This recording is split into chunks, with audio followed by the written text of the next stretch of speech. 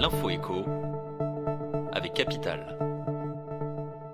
Le chiffre du jour, 12,9%, c'est le rendement annuel offert par les actions sur 40 ans, selon la dernière étude de l'Institut de l'épargne immobilière et foncière. Sur la période 1980-2020, ces actifs risqués arrivent en tête des placements les plus rentables, devant les logements parisiens et les foncières cotées.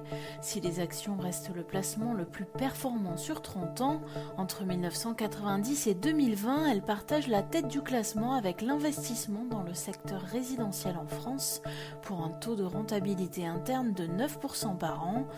Sur très courte période, entre 2015 et 2020, c'est l'investissement dans les bâtiments de logistique et les locaux d'activité qui se classe très largement premier avec un rendement annuel moyen de 17,2%.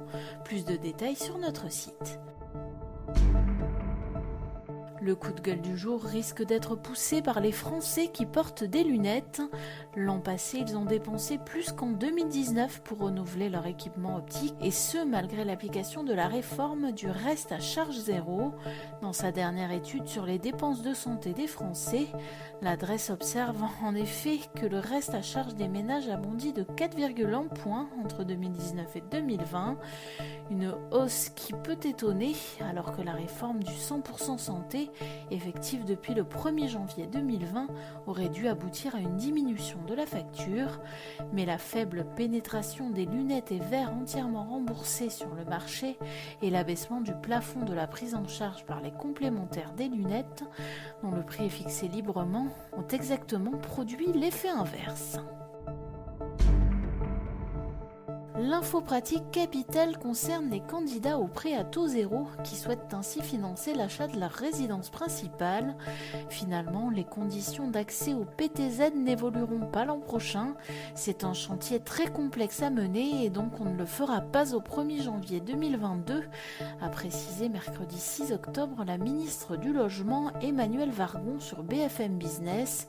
Un motif de soulagement pour les futurs bénéficiaires du prêt à taux zéro qui peut pour rappel couvrir jusqu'à 40% du coût de l'acquisition, car l'exécutif comptait contemporanéiser les ressources des emprunteurs prises en compte pour déterminer leur éligibilité au PTZ et non plus considérer les revenus de l'année 1-2, comme c'est actuellement le cas. Plus d'explications à retrouver sur capital.fr.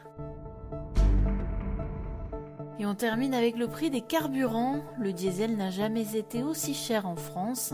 Selon les chiffres du ministère de la Transition écologique publiés lundi 11 octobre, le litre de gazole s'affichait en moyenne à un peu plus de 1,53 € la semaine dernière à la pompe, un record. Le dernier pic remontait à octobre 2018, au début de la crise des Gilets jaunes. Sur un an, en raison de la pandémie de Covid-19, la progression s'établit à plus 28%. C'était l'info écho avec Capital.